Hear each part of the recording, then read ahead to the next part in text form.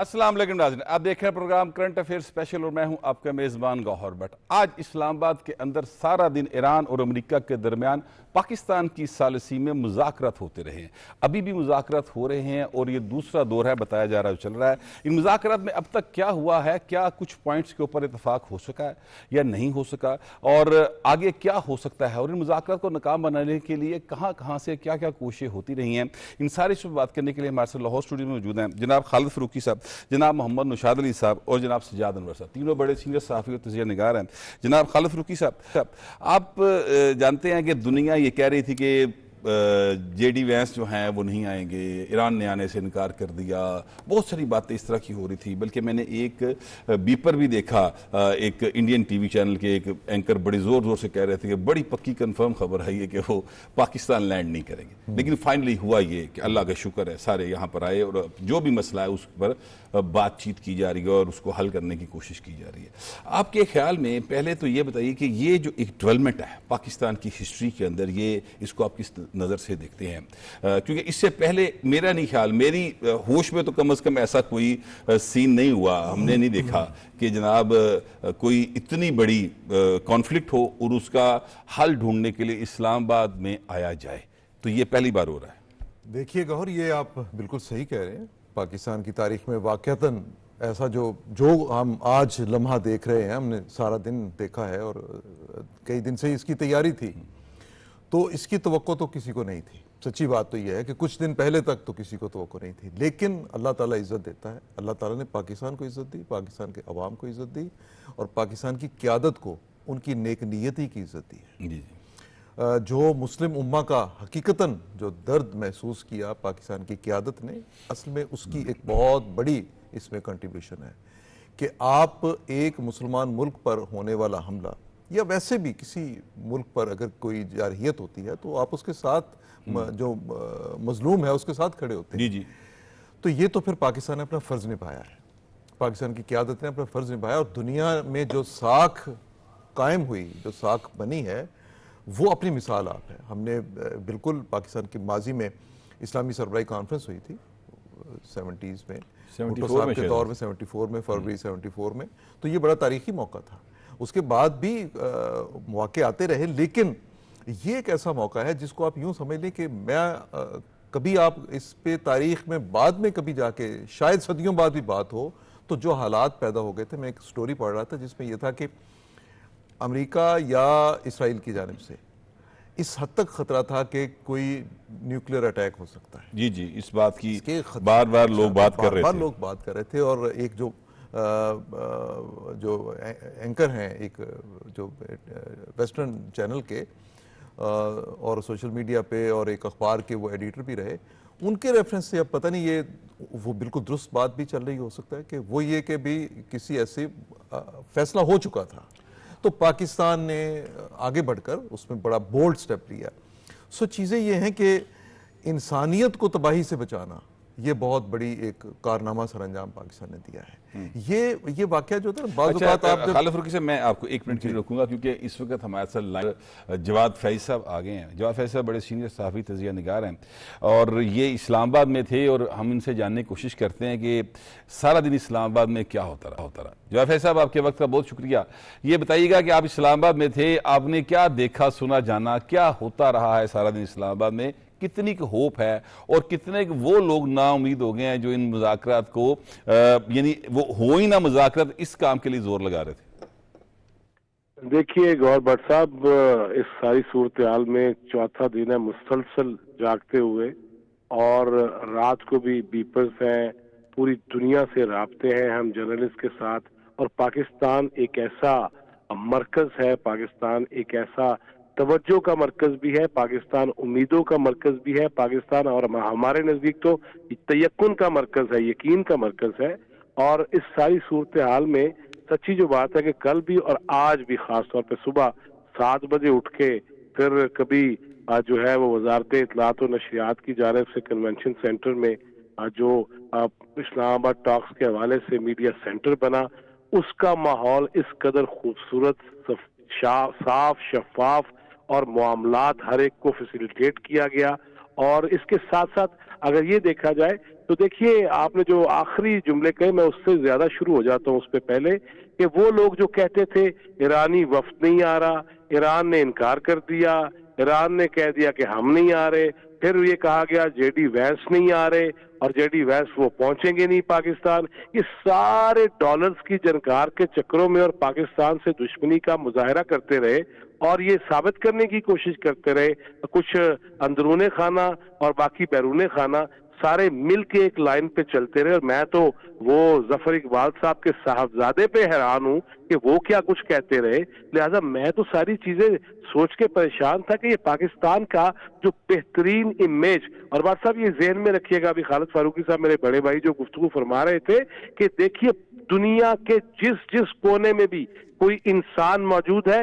وہ تشکر پاکستان کہہ رہا ہے، وہ شکریہ پاکستان کہہ رہا ہے، اس کی وجہ صرف جنگ کے اندر بعض ممالک اور بعض علاقوں کی ہلاکتیں نہیں ہیں، شہادتیں نہیں ہیں، نقصان نہیں ہے، بلکہ ایسی جنگ سے پوری دنیا کے جو معاشی معاملات بگڑ رہے تھے اور ہر ایک کی جیب پہ بوجھ پڑ رہا تھا، پہ بوجھ پڑ رہا تھا، لہذا اس ساری صورتحال میں ہر بندہ جو اس دنیا میں رہتا ہے کسی بھی کونے میں وہ پاکستان کا شکریہ ادا کر رہا ہے۔ میں بین الاقوامی شخصیات کی بات نہیں کر رہا، میں تجزیہ نگاروں کی بات نہیں کر رہا، میں وزرائے خارجہ کی بات نہیں کر رہا، میں سابق سفراء کی بات نہیں کر رہا، ڈپلومیٹس کی بات نہیں کر رہا، بلکہ میں ہر انسان کی بات کر رہا ہوں۔ اور خاص طور پہ دیکھیے اس پہ ایک اور بھی بات یہ یاد رکھیے گا کہ صرف خلیجی ممالک کے اندر 90 لاکھ سے 1 کروڑ ہندوستانی وہاں جابز کرتا ہے، وہ بھی ہمیں رام رام اور بھگوان سمجھ رہا ہے کہ یار پاکستان کی وجہ سے ہماری نوکریاں بچ رہی ہیں، ہمارے ماحول بچ رہے ہیں، ہمیں واپس نہ ہندوستان جانا پڑ جائے۔ اس ساری صورتحال میں میں تو یہی عرض کروں گا کہ پاکستان ایک درخشندہ ستارہ ہے، گوادر سے گہرے اور ہمالیہ سے بلند جو سفارتی محاذ پہ ہم آگے بڑھے ہیں نا، وہ ہم اپنے ہی علاقوں کا نام لے کے بتائیں گے کہ ہم کس قدر مضبوط بھی ہیں،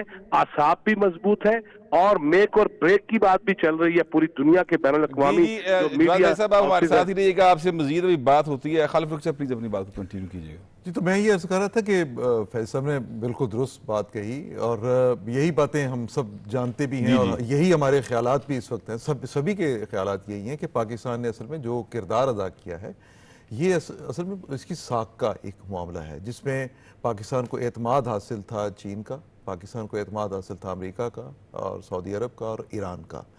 اور جو فریقین باقی تھے ان سب کا اعتماد حاصل تھا۔ اس اعتماد کے سہارے پاکستان آگے بڑھا ہے، اور پاکستان نے اس لیے میں یہ کہنا چاہ رہا تھا کہ بعض واقعات دیکھیں نا، آپ ہیروشیما اور ناگاساکی کی بات کریں گے نا، تباہی ہوئی تھی، تو آنے والی صدیوں میں بھی اسے یاد رکھا جائے گا، آنے والی صدیوں میں ان لمحات کو بھی یاد رکھا جائے گا کہ کس طرح ایک تباہی بہت بڑی ہو سکتی تھی، اس کو روکا پاکستان نے۔ اچھا، تو اس میں آپ کبھی پرائم منسٹر شہباز شریف صاحب اور فیلڈ مارشل عاصم منیر صاحب کا پروفائل دیکھیں کیا ہے، ایک انٹرنیشنلی ایک پیس میکر کے طور پہ ان کا ایک پروفائل جو ہے وہ پوری دنیا میں ڈیولپ، بلکہ مجھے یاد ہے میں نے آج ایک جگہ پہ پڑھا، کسی نے اپنی ریسرچ کے بعد یہ بتایا ہوا تھا کہ گزشتہ 24 گھنٹوں کے دوران سب سے زیادہ جو سرچ کیا گیا ہے ان میں پاکستان، فیلڈ مارشل عاصم منیر، شہباز شریف صاحب اور اسلام آباد ٹاکس، یہ 1 ارب دفعہ، جی ہاں، 1 بلین ٹائم جو ہے سوشل میڈیا پر سرچ کے۔ اور اب گور اگر ہم آ جائیں کہ کیا ان مذاکرات کا نتیجہ نکلے گا، یقینی طور پر جو مطالبات دونوں طرف سے پیش کیے گئے، جو نکات دونوں طرف سے پوائنٹ سامنے آئے ہیں، ان میں سے بہت سے ایسے ہیں جو پورے نہیں ہو سکتے۔ امریکہ کی طرف سے جو پیش کیے گئے تھے مطالبات، وہ بعض ایسے ہیں جو کسی ملک کی داخلی خود مختاری جو ہے اس کو متاثر کرتے ہیں، اس لیے شاید وہ پورے نہ ہو سکیں۔ پر جو ایران کی طرف سے کچھ باتیں کی گئیں، ہو سکتا ہے کہ وہاں بھی رکاوٹ آئے۔ پاکستان کا اصل میں اس وقت کردار یہ ہے کہ وہ دونوں طرف سے کسی بات کو ٹوٹنے نہیں دے رہا۔ جی آپ دیکھیں نا کہ پچھلے کچھ عرصے میں جب یہ حملے ہو رہے تھے کہ امریکہ نے حملہ کیا تو ایران کو جوابی طور پہ اس کو اٹیک کرنا پڑے، تو جن بیسس پہ حملے ہو رہے تھے وہ یقینی طور پہ مسلمان ممالک تھے۔ وہاں پہ پاکستان نے ایک صبر کا ان کو بتایا کہ نہیں، ابھی حالات جو ہیں ان کو بہتر کیا جا سکتا ہے، وہ بہتر ہوئے ہیں۔ اور اب میرا اپنا یہ خیال ہے کہ اگر ایران کا ایٹمی پروگرام جس پر امریکہ کو پہلے اعتراض تھا، جس طرح وہ پہلے بات کرتے تھے، ایرانی قیادت کے لیے جس طرح انہوں نے مقابلہ کیا ہے، تھوڑا سا مشکل ہو گیا ہے کہ ان مطالبات کو ویسے ہی تسلیم کر لی جائے۔ میزائل پروگرام ہے تو ویسے ہی اس کو تسلیم کرنا تھوڑا سا مشکل ہو گیا ہے، اس پہ نیگوسیشن ہو سکتی ہے۔ اسی طرح جو باقی امریکہ دیکھیں نا ایران پر ایک الزام یہ لگاتا ہے کہ جی آپ کی پراکسیز ہیں, آپ مطلب یہ ہے کہ جو ایران کے اتحادی ہیں وہ ٹربل کریٹ کرتے ہیں. سو وہاں پہ کچھ چیزیں جو ہیں ان کو ڈسکس کیا جا سکتا ہے, اور ان کو نہ صرف یہ کہ امریکہ کی جو مطالبہ ہے تھوڑا اس کو پورا کیا جا سکتا ہے, بلکہ جو عرب ممالک ہیں خطے کے ان کے ان کا بھی ایک خیال رکھا جا سکتا ہے. اسی طرح ایران کا جو مطالبہ ہے وہ یہ ہے, میں اس کو بڑا حق بجانب سمجھتا ہوں کہ یہ جنگ بندی اگر آپ نے کرنی تھی, ہم نے کر لی, ایران نے کر لی, لیکن اگر آپ مستقل ایک جنگ بندی چاہتے ہیں تو ایک بنیادی شرط ہے کہ آپ دوبارہ ایران پر اس طرح جارحیت نہیں کریں گے. یہ بڑا جینون سا ایک مطالبہ ہے کہ اچانک اٹھیں, کسی ملک پر آئیں اور دھاوا بول دیں اور حملہ کریں, اور وہاں پہ آپ پھر جو کچھ بھی تباہی ہوئی ہے, ایران کے اندر بہت تباہی ہوئی ہے. جی بالکل. تو اس پہ اسی طرح سے ایران اگر کہتا ہے کہ ہمیں آپ اس کے جو آپ نے ہمارا نقصان کیا ہے اس نقصان کو پورا کریں. ایران اگر آج کہتا ہے کہ ہم ہرمز پر کنٹرول رکھیں گے, اس پہ بات ہو سکتی ہے. اسی طرح سے اور کئی ایسی چیزیں ہیں جن پر امریکہ نے بے شمار بیسز ایسے بنائے ہیں جو ان ملکوں کی خواہشات کے بھی خلاف ہیں.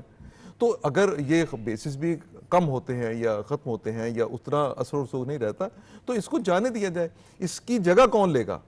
اس خلا کی جو خلا بنے گا اس خلا کی جگہ کون لے گا؟ اس کی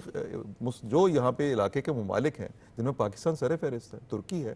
مصر ہے, سعودی عرب ہے, یہ اس کی جگہ لیں گے. آپ نے دیکھا نا کہ آج پاکستان کے یہ خبریں اب ہم سب کے سامنے ہیں کہ جو دفاعی معاہدہ سعودی عرب کے ساتھ ہوا اسی سلسلے کی ایک کڑی ہے نا کہ پاکستان سے فورسز وہاں پہ گئی ہیں, جو ہیں وہاں پہ گئی ہیں. تو یہ اس لیے ہے کہ ہم یہ ان جو عالمی قوتیں جو یہاں سازش کرتی ہیں ان کو بتانا چاہتے ہیں کہ ہم اپنے اس علاقے کا دفاع کرنے کی خود اہلیت اور صلاحیت رکھتے ہیں. ٹھیک بات ہے, لیکن نشاط صاحب معاملہ یہ ہے کہ جو دفاع اور صلاحیت ہے وہ اپنی جگہ پر ہے, لیکن جو خطے میں جس کی وجہ سے یہ سارا پرابلم پیدا ہوتا ہے وہ ہے اسرائیل. اب اسرائیل جو ہے وہ اپنی جگہ کے اوپر اپنی جو ایک سوچ ہے اس کے ساتھ اس کا پرائم منسٹر ابھی بھی کھڑا ہے, اور آپ نے دیکھا کہ لبنان کے اوپر انہوں نے حملہ کیا, اور جس کی وجہ سے یہ شک پیدا ہو گیا تھا کہ اب شاید مذاکرات نہ ہو. آپ کو یاد ہوگا. تو یہ چیزیں جب تک وہاں پہ سیٹل نہیں ہوگی تو آگے کیسے بڑھ سکتی ہیں؟ بسم اللہ الرحمن الرحیم.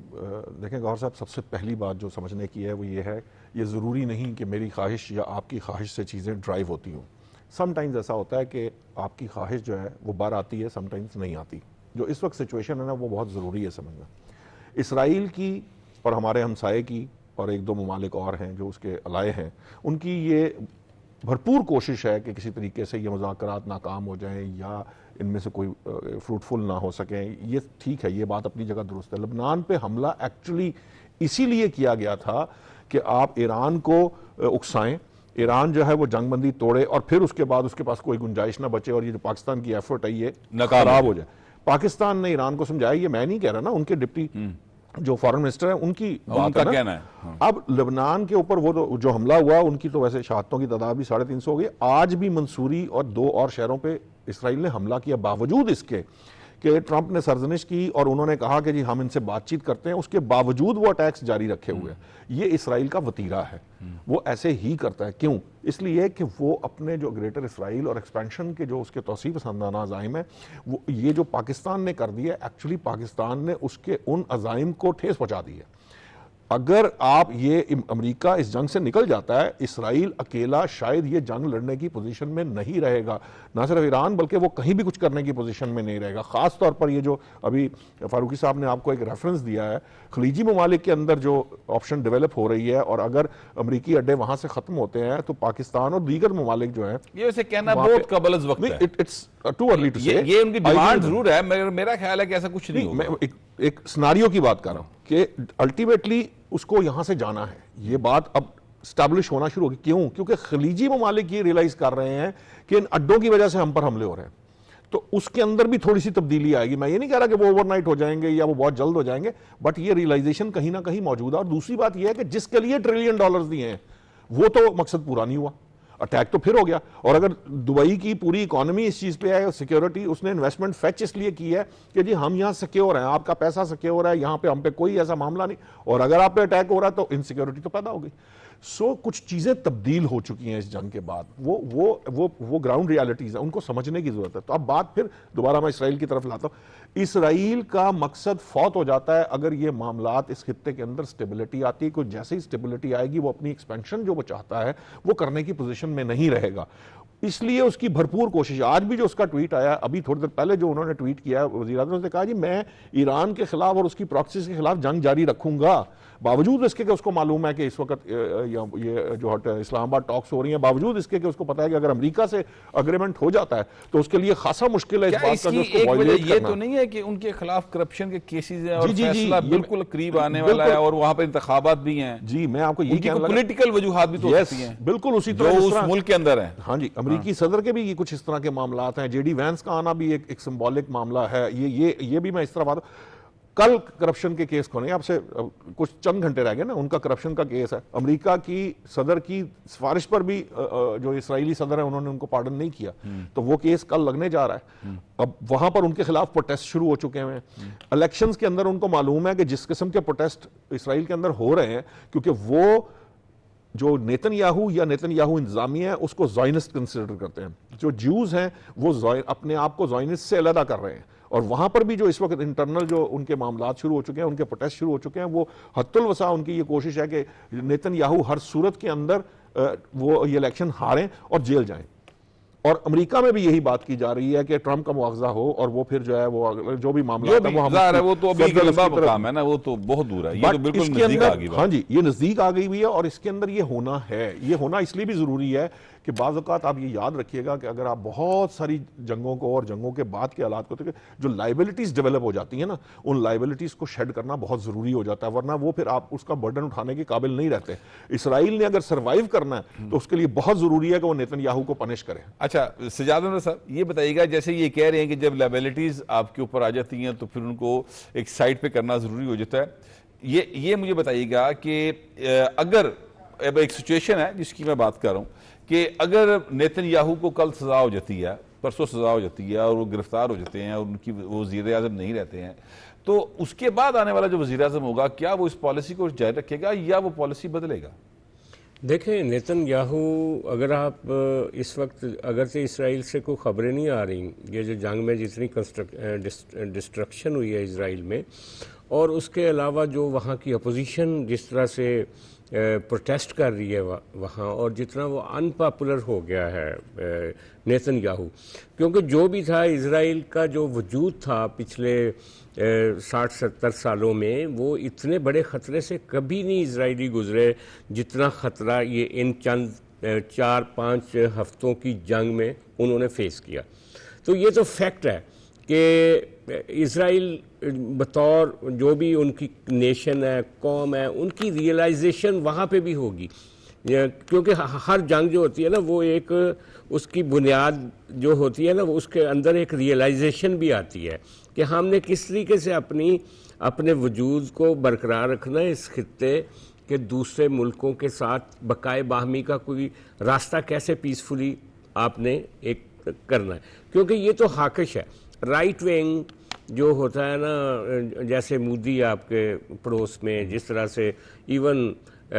پریزیڈنٹ ٹرمپ نے آ کے امریکہ میں جو نئی پالیسیز لے کر آئے, اسی طرح نیتن یاہو, اسی طرح اور بہت سارے لیڈر ہیں دنیا میں جو کہ جنہوں نے ڈیسٹیبلائز کیا انٹرنیشنل پیس کو. تو ان کے ملکوں میں, اپنے اپنے ملکوں میں بھی ایک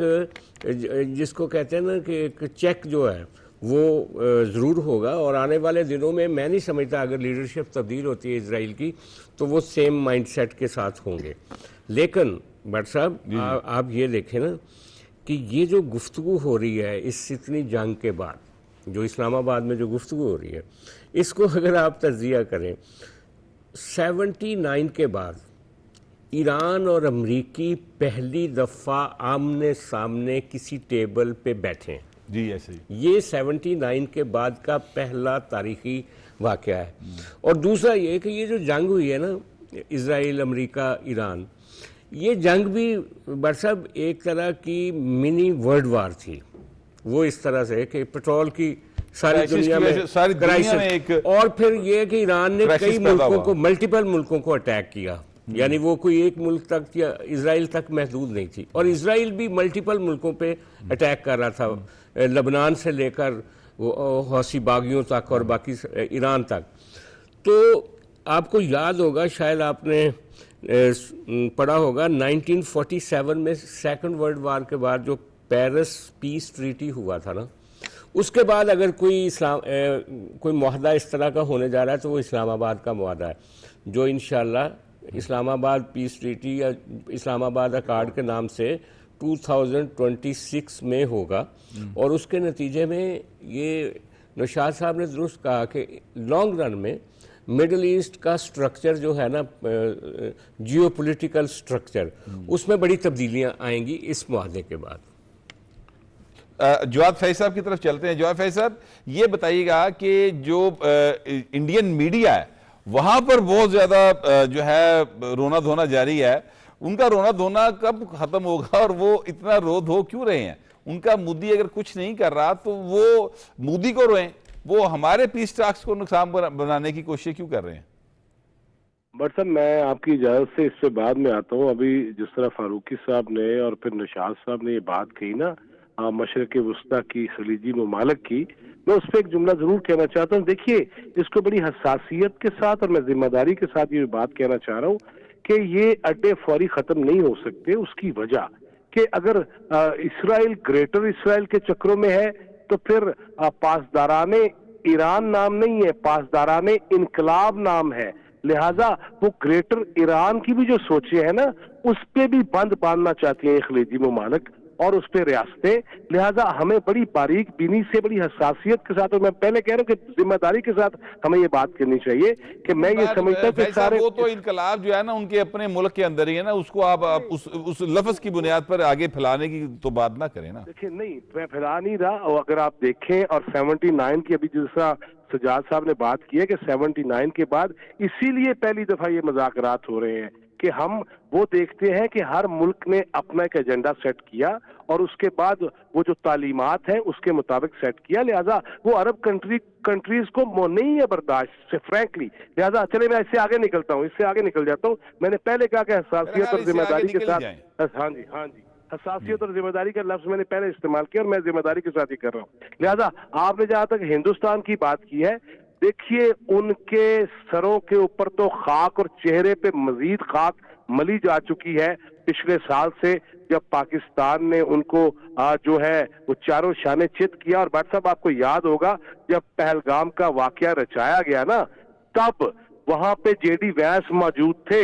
جنہیں دورہ اپنا مختصر کر کے فٹافٹ وہاں سے جانا پڑا، اور آج وہی جے ڈی وینس ہیں جو پاکستان میں موجود ہیں، مذاکرات میں شریک ہیں، اور یہ بھی ان کے لیے تلملا اٹھنے کے لیے بہت زیادہ اہم ہے۔ پھر یہی جنگ جو ایران کے اوپر جارے بنا امریکہ اور اسرائیل، لہٰذا اس سے 2 دن پہلے نریندرا مودی تو نیتن یاہو کے ساتھ کھڑا تھا اور وہ یہ کہہ رہا تھا کہ ہم تو فتنۃ الخوارج کی بھی پشتی بانی کریں گے، ان کے پیچھے بھی کھڑے ہیں، افغانستان کو ہم نرم آرمی ڈیلز بھی دیں گے اور سستی آرمی ڈیلز بھی دیں گے۔ لہٰذا یہ وہ ساری باتیں ہیں کہ جتنے خواب تھے، جتنے نعرے تھے، جتنے دعوے تھے، جتنی گفتگو تھی، اور اس پہ جب پانی پڑا ہے، بلکہ پانی نہیں، میں کہتا ہوں تیل پڑ گیا ہے۔ دنیا میں تیل کم ہو گیا، ہندوستان پہ تیل زیادہ پڑ گیا، اور وہاں کے حالات دیکھ لیجئے، وہاں کے سیاستدان، وہاں کے بیوروکریٹس، وہاں کے سابق ڈپلومیٹس جو ہے، سفراء جو ہے، وہ بھی کس قسم کی گفتگو کر رہے ہیں۔ اور خود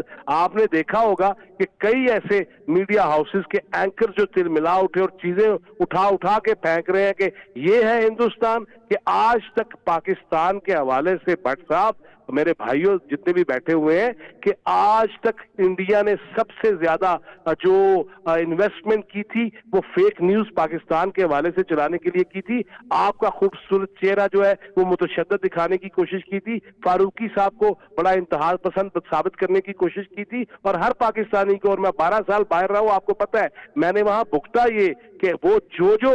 ڈس انفارمیشن پھیلاتے تھے ہم نے برداشت کی وہاں پہ بیٹھ کے، لیکن آج وہ واحد موقع ہے. اور میں نے پہلے بھی یہ کہا تھا کہ 1965 کی جنگ تو ہم نے نور جہاں کی زبانی سنی تھی، ہم نے پچھلے سال جنگ جیتی ہوئی خود دیکھی ہے پہلی دفعہ زندگی کے اندر. یہ ریکارڈ کے اوپر ہے اور یہ آنے والی جتنی بھی نسلیں ہیں اس کو دیکھتی رہیں گی. جواد فیض صاحب آپ کا بہت شکریہ. خالد فاروقی صاحب، یہ جو میں نے انڈین میڈیا کی بات کی، میں نے ایک کلپ دیکھا انڈین میڈیا کا، اور اس میں ایک صاحب جو ہیں وہ یہ فرما رہے تھے کہ ہمیں تکلیف کہتے ہیں یہ ہے کہ پاکستان میں یہ پیس ٹاکس کیوں ہو رہی ہیں. اگر یہ پیس ٹاکس وہ کہتے ہیں دبئی میں ہوتی، تہران میں ہوتی، لنڈن میں ہوتی، پیرس میں ہوتی، ہمیں کوئی تکلیف نہیں تھی. ہمیں تکلیف یہ ہے کہ پاکستان میں کیوں ہو رہی ہے. تو وہ بڑا کھل کے نا انہوں نے یعنی اس بات کا اعتراف کر لیا ہے کہ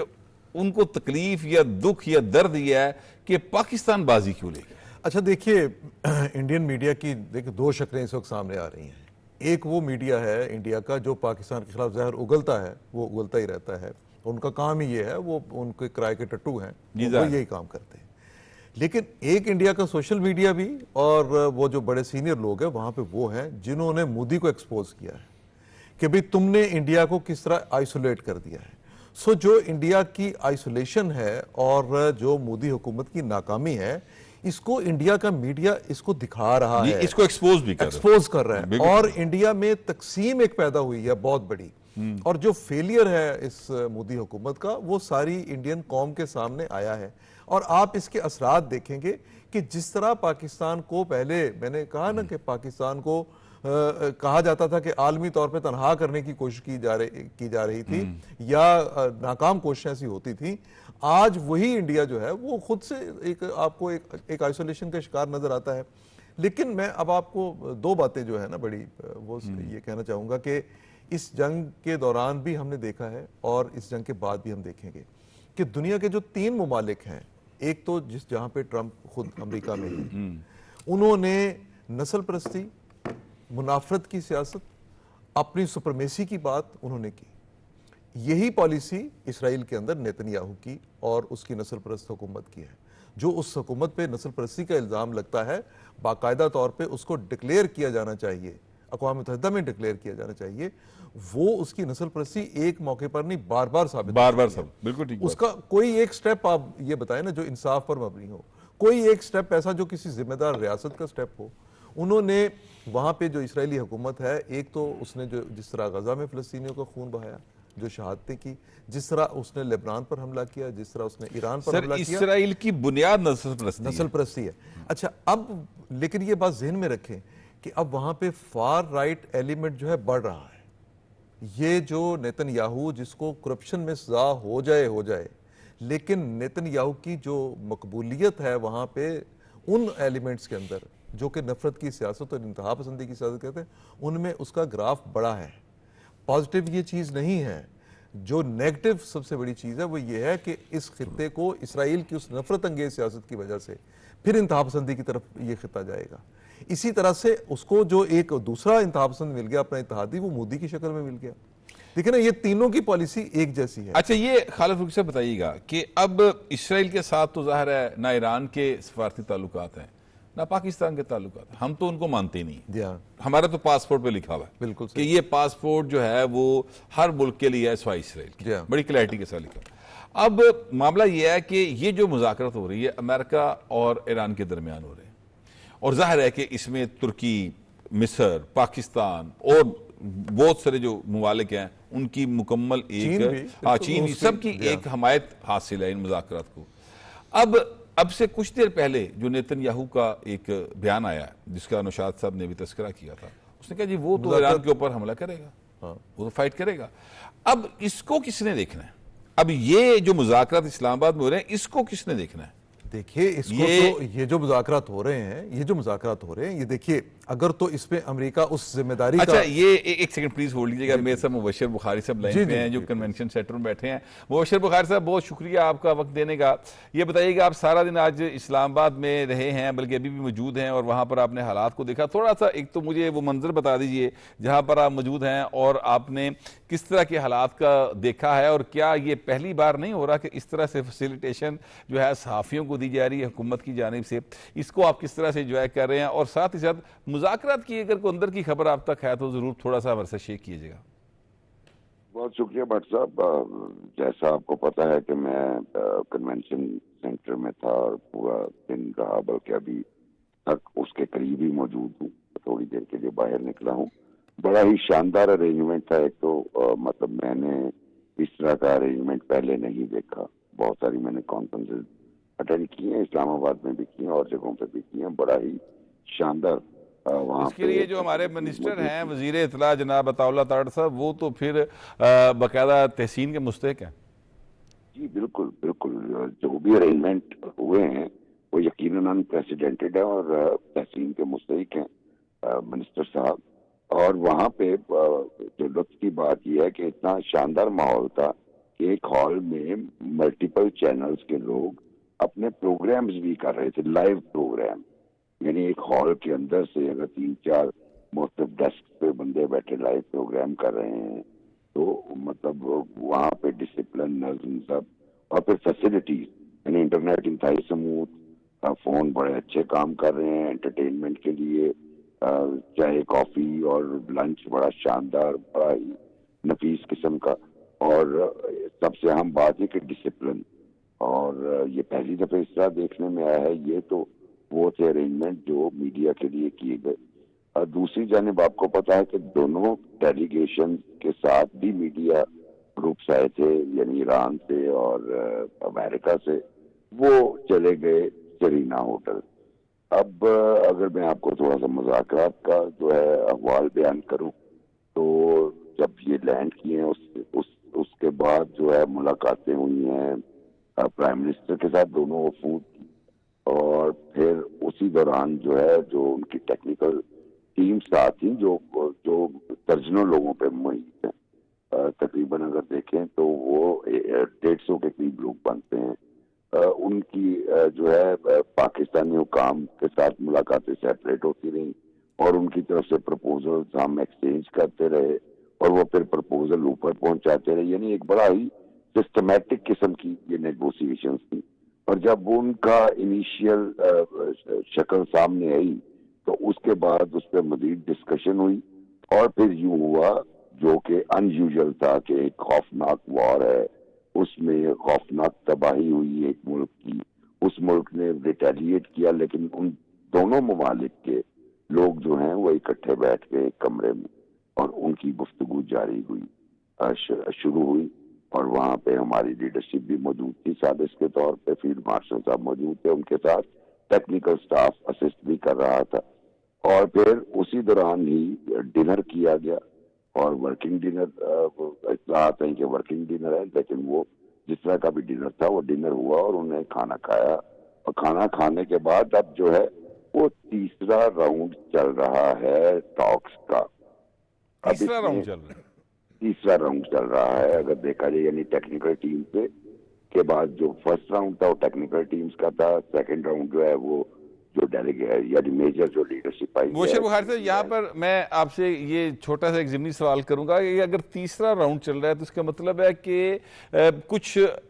بہتری کی امید ہے جو اتنی لمبی بات چیت ہو رہی ہے. جی بالکل, بہتری کی امید اپنی جگہ پہ بالکل موجود ہے. یہ جو آپ نتنیاہو کے بیانات کی بات کر رہے ہیں, اور بھی بڑی سازشیں ہو رہی ہیں کہ یہ کامیابی نہ ہو, لیکن تیسرا راؤنڈ انڈیکیٹ کرتا ہے کہ کہیں نہ کہیں جو ہے وہ بل بھی موجود ہے اور پاکستان اس کو ڈرائیو بھی کر رہا ہے آگے کی جانب. اور میں یہاں پہ بتا دوں انڈیکیشن اس طرح کی آ رہے ہیں کہ یہ تیسرے راؤنڈ کے بعد چونکہ دونوں نے ٹریول کیا ہے, لمبا ٹریول امریکنز نے کیا ہے, ایرانیز نے بھی 4-4.5 گھنٹے کا ٹریول کیا ہے, تو اگر یہ بات نہیں بنتی تو اس کو وہ کل تک ڈیفر کر دیا جائے. یہ بھی پرپوزل اپنی جگہ پہ موجود ہے. ہو سکتا ہے ہمیں کل دوبارہ ہی ایکٹیویٹی کرنی پڑے, اور کل تک یہ پرولونگ ہو جائے، اس کے کافی اسٹرانگ چانسز۔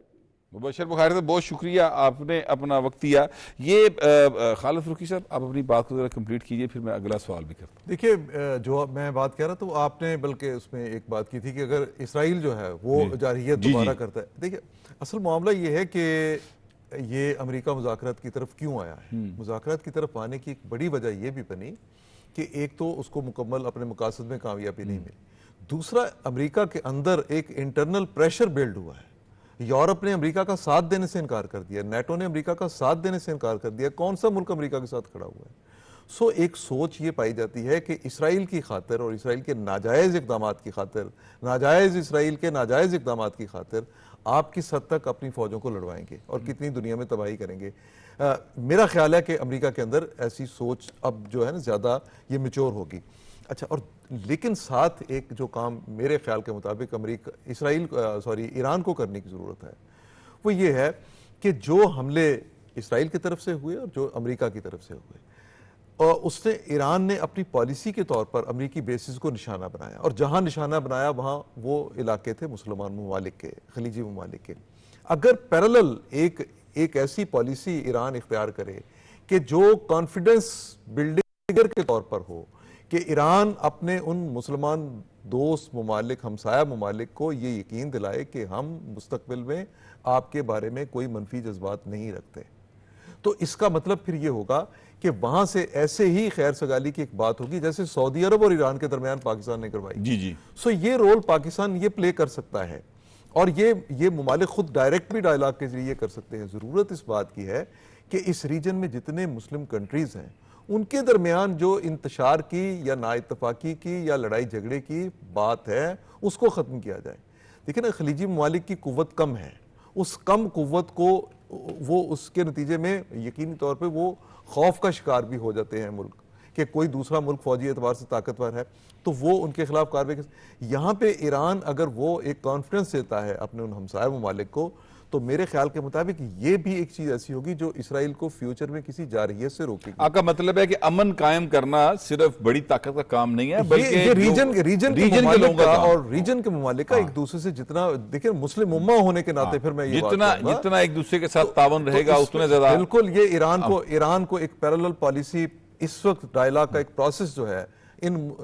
خلیجی ممالک کے ساتھ شروع کرنا چاہیے۔ آپ دیکھیں کہ سعودی عرب کے ساتھ ابھی بھی ایران کے ڈائلاگ ہو رہے ہیں، پاکستان کے تھرو ہو رہے ہیں یا ڈائریکٹ بھی ہو رہے ہیں، دونوں ملکوں کے وزرائے خارجہ کے بات چیت ہوئی، ابھی یہ باقی ممالک جو ہیں ان کے ساتھ بھی کریں، ان کو بھی کرنے چاہیے، بالکل ہونا چاہیے۔ اچھا نشاط صاحب، یہ اب تیسرا راؤنڈ جاری ہے جیسا کہ مبشر بخاری صاحب نے بتایا، تو اس کا مطلب یہ ہے کہ جو ول ہے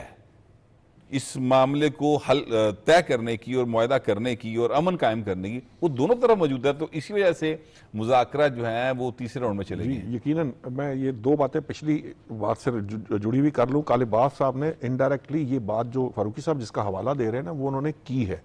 انہوں نے کہا ہے کہ اگر خلیجی ممالک جو ہیں جو ہم کہتے ہیں اگر وہ مان لیں تو پھر وہ ہمارا بھائی چارہ دیکھیں گے۔ مقصد ان کا کہنے کا یہ تھا کہ ہم آپ سے کوئی لڑائی نہیں کرنا چاہتے، اگرچہ کہ وہاں امریکی اڈے اور یہ سارا کچھ بنا ہی ایکچولی ایران کے ڈر سے تھا، یہ فیکچول سچویشن تھی، لیکن اب صورتحال بدل چکی ہے۔ ایک بات، دوسری بات میں آپ کو بڑی دلچسپ بتاتا ہوں، دیکھیں جنگیں وہاں ہوتی ہیں جہاں پر دو متحارب گروپ جو ہے نا وہ ایک دوسرے کی طاقت کو نہیں جانتے، وہ جب لڑ پڑتے ہیں تو پھر امن تب ہوتا ہے جب ایک دوسرے کی طاقت کو پہچان لیتے ہیں۔ تو اب یہ بات سمجھ لیں کہ اس وقت دو متحارب گروپ جو تھے وہ ایک دوسرے کی طاقت کو جان چکے ہیں۔ یہ بڑا اہم پوائنٹ ہے کہ امریکہ ایران کو، اسرائیل ایران کو، اور جو خلیجی ممالک ہیں وہ بھی، یہ سب ایک دوسرے کی طاقت کو اب تھوڑا میئر کر چکے ہیں۔ اب میں آتا ہوں تھرڈ راؤنڈ کی طرف۔ دیکھیے جو نیتن یاہو کا جو ٹویٹ تھا نا وہ اس بات کی گواہی دے رہا تھا کہ یہ مذاکرات کامیابی کی طرف جا رہے ہیں، اس کو یہ دوبارہ باور کرانا پڑ رہا ہے دنیا کے سامنے کہ جی میں جنگ جاری رکھوں گا، وہ یہ کوشش کر رہا ہے، اگرچہ کہ اگر امریکہ جو ہے وہ جب اس پہ مان لیتا ہے، اسرائیل اگر باز نہیں بھی آتا تو وہ اپنے لیے گڑھا خود کھودے گا، کیونکہ دین وہ اس پوزیشن میں نہیں ہے. اگر امریکہ اسرائیل کی پشت پر نہیں ہے تو اسرائیل نہیں کر سکتا. ایرانی میزائلوں نے یہ بتا دیا, یہ ثابت کر دیا کہ اگر امریکہ نہ ہو تو پھر اسرائیل جو ہے نا وہ کچھ بھی نہیں کر سکتا. بالکل ٹھیک بات. لیکن یہ باتیں وہ اس لیے کر رہا ہے, ایکچولی یہ وہی ڈر ہے جو اس کے اندر سم ویئر اس کے پاس جو انفارمیشن پہنچ رہی ہوگی کسی بھی رستے سے. آپ کو پتا ہے وہ ایک بہرحال امریکہ کے ساتھ وہ ان ٹچ ہے اور بات چیت یہاں سے امریکہ کے ساتھ ہو رہی ہے, ظاہر ہے. تو ان مسلسل رابطوں کی وجہ سے اسے کہیں نہ کہیں یہ مذاکرات کامیاب ہوتے نظر آ رہے ہیں. اور اب تک کی جو اطلاعات آ رہی ہیں وہ یہی ہیں کہ کچھ معاملات کے اوپر تو کنسنسس ہو چکا. اور ہم یہ بھی جانتے ہیں کہ جب آیت اللہ خامنہئی کی شہادت ہوئی اس حملے سے پہلے جو بہت سارے معاملات ہیں بقول جو عمان کے وہ ہیں وزیر خارجہ وہ طے ہو چکے تھے. اس کے بعد حملہ ہوا. اب جو جنگ کے بعد یعنی یہ مجلس طاقت کی ایک دوسرے کی اس کے بعد کے جو معاملات ہیں جس میں آبنائے ہرمز ہے یا خلیجی ممالک کا یہ جو تھریٹ کی بات ہے کہ ہم پہ یہ تھریٹ ختم ہو, ایران کی یہ بات ہے کہ ہم پہ جو ہے وہ دوبارہ حملہ نہ ہو, جاریت نہ ہو, ان معاملات پہ بات چیت چل رہی ہے. تو میری نظر کے اندر یہ قوی امکانات اس چیز کے موجود ہیں کہ جو پچھلی باتیں ری وزٹ ہو کے, کیونکہ ایران کے تو دیکھیں وہاں فتویٰ موجود ہے کہ ہم نے ایٹمی ہتھیار نہیں بنانا, لیکن میرا خیال معاملہ شاید کہیں جو ایران کے لیے سیاد صاحب کسی جگہ پر پرابلم شاید ہو. مجھے اب ظاہر ہے میں مذاکرت کے اندر کی خبر نہیں رکھتا ہوں, سچی بات یہ ہے. میں تو ایک اندازہ لگا رہا ہوں کہ جو مطالبات سامنے ہیں اس میں آبنائے ہرمز کا کنٹرول جو ہے وہ شاید انٹرنیشنل قوتوں کو کچھ اس طرح سے کر کے دینے کی بات ہے. اور ساری دنیا اس بات کو جانتی ہے اور خود ایران کو اس بات کا علم ہے کہ آبنائے ہرمز ہی وہ جگہ ہے, وہی پوائنٹ ہے جس کی وجہ سے ساری دنیا ڈسٹرب ہوئی اور اس معاملے پر توجہ دینے کی طرف وہ آئے ہیں. تو کیا آپ کے خیال میں یہ جو معاملہ ہے اس پر کوئی کچھ لوگ کچھ دو ہو سکتا ہے؟ میں آپ کی گفتگو کو تھوڑا سا آگے بڑھاتا ہوں کہ یہ جو آبنائے ہرمز ہے اس کی وجہ سے دنیا ڈسٹرب تو ہوئی ہے, لیکن آبنائے ہرمز ہی ایک وجہ ہے جس کا کنٹرول امریکی نہیں لے سکے. اس نے جاپان سے کوریا سے مدد مانگی, کوئی بھی نہیں آیا. اور آبنائے ہرمز کا کنٹرول جو ایرانی کنٹرول ہے اسی کی وجہ سے امریکہ جو ہے وہ مذاکرات کی ٹیبل پہ بھی آیا, کیونکہ وہ جو عالمی معیشت تھی اس کو گلے سے پکڑ لیا تھا ایران نے. اچھا, لیکن یہ میں آپ کو خوشخبری دے سکتا ہوں کہ 4 پوائنٹ, 2 پوائنٹ ایران کے اور 2 پوائنٹ امریکہ کے, یہ مان لیے جائیں گے آج ہی رات تک, اور کل اس کے اوپر شاید کچھ اور پروسیڈنگ ہو. لیکن معاہدہ جو ہے نا وہ 13-14 جو نکات تھے اور 15 نکات دوسرے تھے وہ انہی میں سے نکلتے ہیں. پہلی بات ہے کہ نیوکلیئر کے معاملے میں ایران بہت کلیئر ہے, اور نیوکلیئر کے معاملے میں جو امریکی مطالبہ ہے اس کو تسلیم کر دیا جائے گا. ظاہر ہے ان کے پاس تو فتویٰ موجود ہے, فتویٰ بھی موجود ہے. اچھا, دوسرا آبنائے ہرمز جو انٹرنیشنلی ٹرمپ یہ چاہتا ہے کہ جو حملے سے پہلے آبنائے ہرمز کا کنٹرول تھا جس طرح کا اسی طرح کا ہو جائے, اس میں ایرانی پریشر نہ ہو, موصول نہ لیا جائے, کیونکہ ایرانی موصول لینے کی جو بات ہوئی ہے اس پر پوری دنیا متفق ہے کہ اس کے نتیجے میں ایک برڈن پڑنا ہے. اچھا, لہٰذا آبنائے ہرمز پہ اور نیوکلیئر پہ ایران مان جائے گا. صاحب میں آپ کو روکوں گا اس کو. ہمارے ساتھ محمد مہدی صاحب ماہر قومی امور ہمارے ساتھ موجود ہیں. بہت شکریہ محمد مہدی صاحب. یہ فرمائیے گا کہ اس وقت تک آپ کے پاس کیا اطلاعات ہیں اور جو ڈائیلاگ ہو رہے ہیں اس میں آپ کو کس حد تک پازیٹیوٹی نظر آ رہی ہے کہ کیا واقعی امن قائم کرنے کے لیے جو لوگ بیٹھے ہیں یہ امن قائم کر کے ہی یہاں سے جائیں گے اور اسی نشست میں یہ کام ہو جائے گا, یا یہ معاملہ جو ہے کل تک جا سکتا ہے؟ بسم اللہ الرحمن الرحیم. دیکھیے ابھی جو ہے وہ جو ہیں وہ واپس چلے گئے ہیں اور مذاکرات کے اندر ایک جو ہے وہ جسے کہا جائے ایک وقفہ آ گیا ہے. تو امید تو یہی کی جا رہی ہے کہ جب اس نشست کو ختم کیا جائے گا تو جو اعلامیہ جاری ہوگا اس کے اندر جو ہے وہ ایک مستقل جنگ بندی کی بات جو ہے اس کی کوشش کی جا رہی ہے کہ کم از کم مستقل جنگ بندی ہو جائے. اور یہ کوئی ایک دن کا تو معاملہ ہے نہیں, یہ تو 46 سال کا معاملہ ہے, اور یہ بہت بڑی بات ہے کہ 46 سال میں پہلی دفعہ دونوں پارٹیاں آمنے سامنے بیٹھی ہیں. تو امید تو اچھے کی کرنی چاہیے اور چیزیں جو ہے وہ بہتری کی طرف جا رہی ہے. ایران کی طرف سے بھی یہ بات سامنے آئی ہے کہ ٹیکنیکل لیول کے مذاکرات جو ہیں وہ شروع ہو گئے ہیں,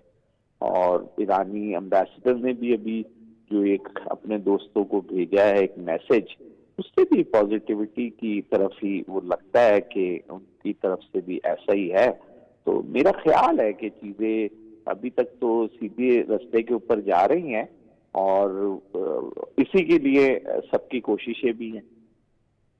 اچھا مہدی صاحب یہ فرمائیے گا کہ ابھی نیتن یاہو کا ایک ٹویٹ آیا اور سارے جو دنیا کا میڈیا اس کو بہت زیادہ بریکنگ نیوز کے طور پہ چلا رہا ہے، اور اس ٹویٹ میں اس نے کہا کہ وہ تو ایران کے اوپر حملے جاری رکھے گا۔ اس جو نیتن یاہو کا نیا ایک جو یہ ٹویٹ ہے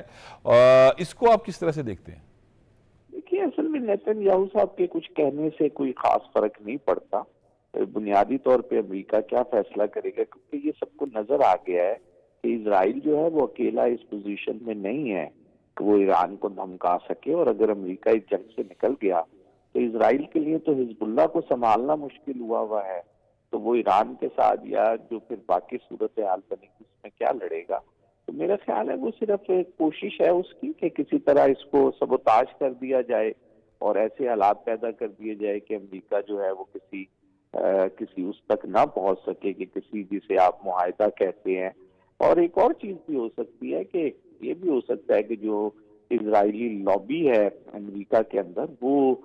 نیتن یاہو صاحب کو اس طرف اکسا رہی ہو اور اس کے ذریعے سے جو ہے وہ امریکہ کے اوپر جو ہے ایک پریشر بلڈ کرنے کی کوشش کر رہی ہو، لیکن میرا نہیں خیال کہ ان باتوں کی اب کوئی خاص اہمیت ہے۔ فیصلہ امریکہ نہیں کرنا ہے کہ وہ اس جنگ کو مزید جاری رکھ کر اس میں سے کیا حاصل کر سکتا ہے جو 37 دنوں میں اس نے حاصل نہیں کیا۔ اچھا یہاں پر یہ بھی بات ہو رہی تھی کہ نیتن یاہو کے خلاف جو ایک کیس ہے وہ شاید کل سے شروع ہو رہا ہے اور اس کا فیصلہ بھی بہت جلد متوقع ہے، تو اگر ایک سچویشن ہے، ایک سینیریو ہے، اس کو ڈسکس کیا جا رہا تھا کہ اگر وہاں پر نیتن یاہو کی تبدیلی ہو جاتی ہے، وہ سزا یافتہ ہو جاتے ہیں، وہ گرفتار ہو جاتے ہیں، وہ وزیر اعظم نہیں رہتے ہیں، تو ان کے بعد جو وزیر اعظم ہے کیا وہ اسی پالیسی کو جاری رکھے گا نیتن یاہو کی یا پالیسی چینج ہوگی؟ دیکھیے بیچ کے اندر جب چند مہینوں کے لیے حکومت بدلی تھی تو ان کی پالیسی تبدیل تھی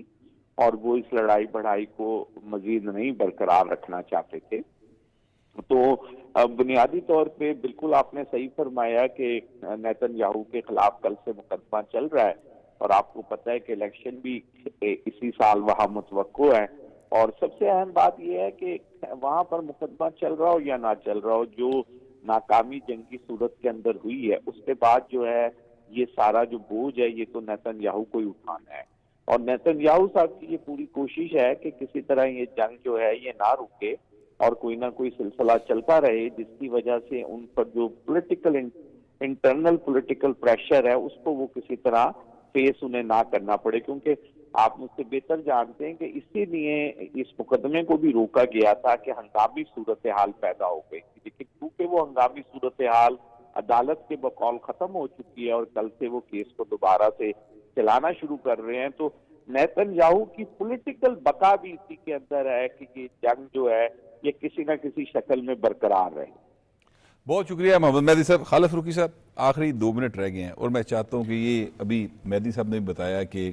امید ہے اور وہ بتا رہے ہیں کہ کوئی ٹویٹ ان کے میسیجز آئے ہیں ایسے جس سے لگتا ہے کہ چیزیں جو ہیں پازیٹیو سائڈ کے اوپر جا رہی ہیں، تو بڑی اچھی بات ہے سر، یہ تو بڑی ایک خوش کن بات ہے۔ جتنے آج مذاکرات ہوئے ہیں اس کا کوئی نہ کوئی تحریری ایک متن جو ہے وہ ضرور جاری کیا جائے گا، مطلب وہ فائنل ظاہر ہے کہ یہ کئی ادوار پر مشتمل مذاکرات ہوں گے۔ ابھی کئی چیزیں جو ہیں میزائل پروگرام، نیوکلیر پروگرام، اس پر ایرانی بہت ٹچی ہیں، یہ بڑی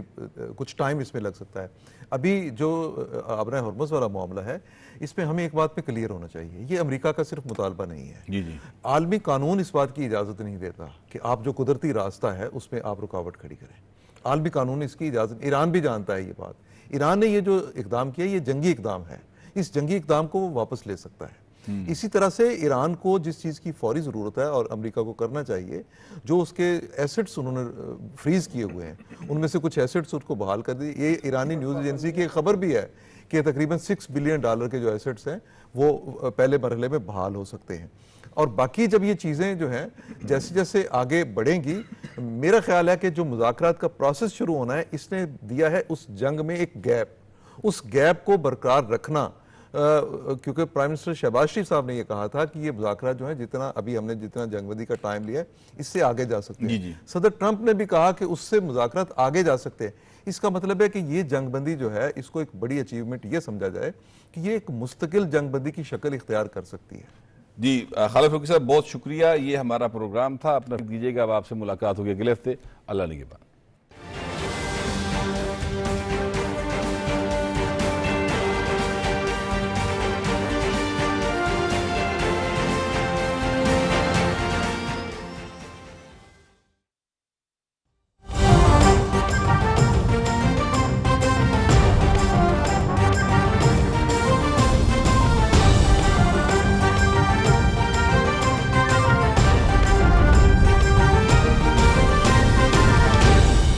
दुरुस्त, हर वक्त बर वक्त।